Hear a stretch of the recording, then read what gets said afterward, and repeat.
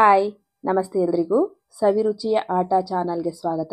ಇವತ್ತು ನಾನು ಮಾಡ್ತಿರೋಂಥ ರೆಸಿಪಿ ಮಾವಿನಕಾಯಿಂದ ಒಂದು ಕೆಂಪು ಖಾರ ಚಟ್ನಿ ಅಥವಾ ತೊಕ್ಕು ಏನಾದರೂ ಹೇಳ್ಬೋದು. ಅಷ್ಟು ಚೆನ್ನಾಗಿರುತ್ತೆ. ಇದಕ್ಕೆ ಹೆಸರಿಡೋದು ಏನಪ್ಪ ಅಂತಾರೆ ಯೋಚನೆ, ಆದರೆ ರುಚಿ ಮಾತ್ರ ತುಂಬಾ ಅದ್ಭುತವಾಗಿರುತ್ತೆ. ನಾವು ಚಟ್ನಿ ಅಂತಲೇ ಹೇಳ್ಬೋದು ಅಥವಾ ಗೊಜ್ಜಂತ ಹೇಳ್ಬೋದು. ಹೇಗೆ ಮಾಡೋದು ಅಂತ ನೋಡ್ಕೊಳ್ಳೋಣ. ಅದಕ್ಕೂ ಮೊದಲು ಯಾರಾದರೂ ನನ್ನ ಚಾನಲ್ ಸಬ್ಸ್ಕ್ರೈಬ್ ಮಾಡಿಲ್ಲ ಅಂದರೆ ದಯವಿಟ್ಟು ಚಾನಲ್ ಸಬ್ಸ್ಕ್ರೈಬ್ ಮಾಡ್ಕೊಂಬಿಡಿ. ಮೊದಲಿಗೆ ನಾನಿಲ್ಲಿ 2 ತೋತಾಪುರಿ ಮಾವಿನಕಾಯಿ ಅಥವಾ ಗಿಣಿಮೂತಿ ಮಾವಿನಕಾಯಿ ಅಂತ ಏನು ಹೇಳ್ತೀವೋ ಇದನ್ನು ತೆಗೆದು ತೊಳೆದು ನೀಟಾಗಿ ಸಿಪ್ಪೆ ಎಲ್ಲ ಎರೆದ್ಬಿಟ್ಟು ಕಟ್ ಮಾಡ್ಕೊತೀನಿ. ನೋಡಿ, ಈ ರೀತಿಯಾಗಿ ನೀಟಾಗಿ ಸಿಪ್ಪೆ ಮಾತ್ರ ತೆಗಿತಾ ಇದ್ದೀನಿ.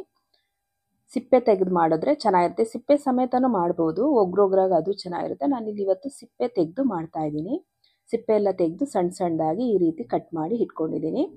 ಒಂದು ಬಟ್ಲಷ್ಟು ಮಾವಿನಕಾಯಿ ಪೀಸ್ಗಳು ಆಗಿದೆ. ಮತ್ತು ಅದ್ರ ಜೊತೆಗೆ ನಾನು ಒಂದು ಚಿಕ್ಕ ಬಟ್ಲಲ್ಲಿ ಒಣ ಕೊಬ್ಬರಿ ಕೂಡ ತೊಗೊಂಡಿದ್ದೀನಿ. ಕೊಬ್ಬರಿ ತುರಿದು ಬಿಟ್ಟಾದರೂ ತೊಗೋಬೋದು ಅಥವಾ ಕಟ್ ಮಾಡಿಕೊಂಡು ಪೀಸ್ಗಳನ್ನಾಗಿ ಏನಾದರೂ ತೊಗೋಬೋದು. ನಿಮ್ಗೆ ಯಾವ ಥರ ಆಗುತ್ತೋ ಆ ಥರ ತೊಗೊಳ್ಳಿ. ಮಿಕ್ಸಿಗೆ ಹಾಕ್ತೀವಲ್ವ, ಏನು ತೊಂದರೆ ಇಲ್ಲ. ಮೊದಲಿಗೆ ನಾನಿಲ್ಲಿ ಸ್ಟವ್ ಹಚ್ಕೊಂಡು ಒಂದು ಬಾಣಲೆ ಇಟ್ಕೊಂಡಿದ್ದೀನಿ. ಬಾಣಲೆ ಬಿಸಿ ಆಗ್ತಿದ್ದಾಗೆ ಒಂದು ಅರ್ಧ ಟೇಬಲ್ ಸ್ಪೂನಷ್ಟು ಎಣ್ಣೆ ಹಾಕ್ಕೊಂಡು ಇದಕ್ಕೆ 1 ಹಿಡಿಯಷ್ಟು ಬ್ಯಾಡಗಿ ಮೆಣಸಿನ್ಕಾಯಿ, 4ರಿಂದ 5 ಗುಂಟೂರು ಮೆಣಸಿನ್ಕಾಯಿ ಅಥವಾ ಖಾರ ಮೆಣಸಿನ್ಕಾಯಿ ಹಾಕ್ಕೊಂಡಿದ್ದೀನಿ. ಇದು ಸ್ವಲ್ಪ ಬಿಸಿ ಆದಮೇಲೆ ಒಂದು ಪ್ಲೇಟ್ಗೆ ಎತ್ತಿಟ್ಕೊಂಬಿಡೋಣ.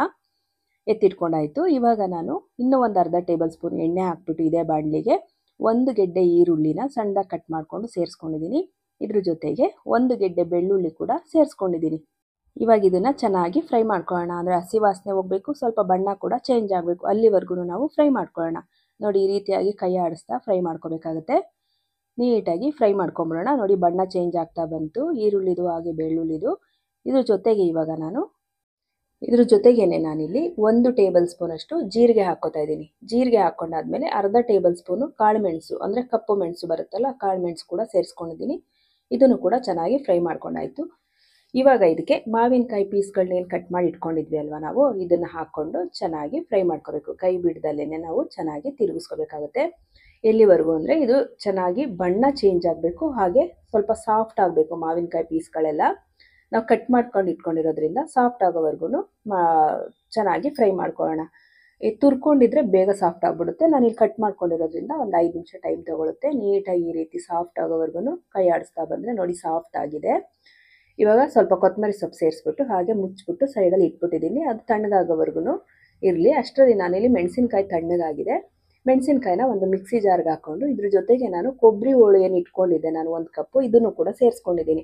ಸೇರಿಸ್ಕೊಂಡು ತರ್ತರಿಯಾಗಿ ಪೌಡ್ರ್ ಮಾಡ್ಕೊಂಬಿಡೋಣ. ಅಂದರೆ ನೀರೆಲ್ಲ ಏನು ಸೇರಿಸೋದು ಬೇಡ, ಈ ರೀತಿ ಡ್ರೈ ಆಗಿ ಪೌಡ್ರ್ ಮಾಡಿಕೊಂಡ್ರೆ ಸಾಕು. ನೋಡಿ, ಈ ರೀತಿಯಾಗಿ ಡ್ರೈ ಆಗಿ ಪೌಡ್ರ್ ಮಾಡಿಕೊಂಡು ಇದ್ರ ಜೊತೆಗೆ ನಾನಿವಾಗ ಮಾವಿನಕಾಯಿ ಹೋಳು, ಈರುಳ್ಳಿ, ಬೆಳ್ಳುಳ್ಳಿ, ಜೀರಿಗೆ, ಮೆಣಸು ಏನು ನಾವು ಫ್ರೈ ಮಾಡಿ ಇಟ್ಕೊಂಡಿದ್ವಿ ಇದನ್ನು ಕೂಡ ಇದೇ ಪೌಡ್ರ್ ಜೊತೆಗೆ ಸೇರಿಸ್ಕೊಂಡು ಇದಕ್ಕೂ ನೀರು ಸೇರಿಸ್ದಲ್ಲೇ ನಾವು ರುಬ್ಕೊಂಡು ಬರೋಣ.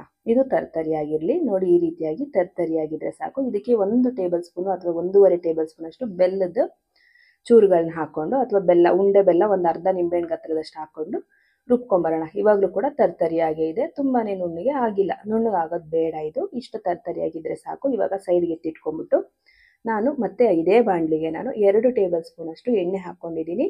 ಮತ್ತು ಇದಕ್ಕೆ ಎಣ್ಣೆ ಕಾಯ್ತಿದ್ದ ಹಾಗೇ ಸಾಸಿವೆ ಸೇರಿಸ್ಕೊಂಡಿದ್ದೀನಿ. ಸಾಸಿವೆ ಸಿಡಿತಾ ಇದೆ.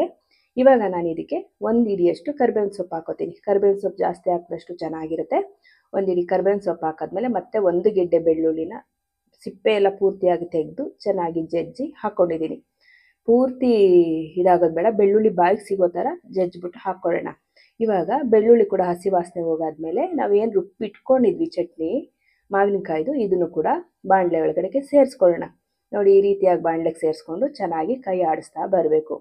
ಇದು ಎಲ್ಲಿವರೆಗೂ ಕೈ ಆಡಿಸ್ಬೇಕು ಅಂದರೆ ನಮಗೆ ಎಣ್ಣೆ ಎಲ್ಲ ಪೂರ್ತಿಯಾಗಿ ಬಿಟ್ಕೋಬೇಕು. ನಾವು ನೀರು ಸೇರಿಸಿಲ್ಲ, ಆದರೂ ಮಾವಿನಕಾಯಲ್ಲೆಲ್ಲ ಸ್ವಲ್ಪ ನೀರಿನ ಅಂಶ ಇರುತ್ತಲ್ವ, ಇದೆಲ್ಲ ಪೂರ್ತಿ ಡ್ರೈ ಆಗೋವರೆಗೂ ಕೈ ಆಡಿಸ್ತಾ ಬರೋಣ. ಇವಾಗ ಉಪ್ಪು ಹಾಕ್ಕೊಂಬಿಡೋಣ. ಉಪ್ಪು ನಾವು ರುಚಿಗೆ ಎಷ್ಟು ಬೇಕೋ ಅಷ್ಟು ನೋಡಿಕೊಂಡು ಹಾಕೊಳ್ಳೋಣ. ಹುಳಿನೂ ಜಾಸ್ತಿ ಇದ್ದರೆ ಸ್ವಲ್ಪ ಉಪ್ಪು ಕೂಡ ಜಾಸ್ತಿ ಹಾಕೊಳ್ಳೋಣ, ಹುಳಿ ಕಡಿಮೆ ಇದ್ದರೆ ಉಪ್ಪನ್ನು ನೋಡ್ಕೊಂಡು ಹಾಕೊಳ್ಳೋಣ. ನೋಡಿ, ಈ ರೀತಿಯಾಗಿ ಉಪ್ಪು ಹಾಕಿದ್ಮೇಲೆ ಚೆನ್ನಾಗಿ ಮಿಕ್ಸ್ ಮಾಡಿಬಿಟ್ಟು ಕೈ ಬಿಡದೆ ತಿರುಗಿಸ್ತಾ ಇರಬೇಕು. ಒಂದು 5ರಿಂದ 8 ನಿಮಿಷ ಈ ರೀತಿಯಾಗಿ ಕೈ ಬಿಡದೆ ತಿರುಗಿಸಿದ್ರೆ ಈ ಎಣ್ಣೆ ಎಲ್ಲ ಬಿಟ್ಕೊಂಡು ನಮಗೆ ಇದು ಚಟ್ನಿ ಏನು ಮಾಡಬೇಕು, ತಲ ಬಿಡ್ತಾ ಬರಬೇಕು. ಬಾಣಲೆ ತಲನ ಬಿಡಬೇಕು, ಅಂದರೆ ಬಾಣಲೆಯಿಂದ ಈಚೆ ಬರಬೇಕು ಚಟ್ನಿ ಹಿಂಗೆ ತಿರುಗಿಸ್ತಾ ಇದ್ದರೆ.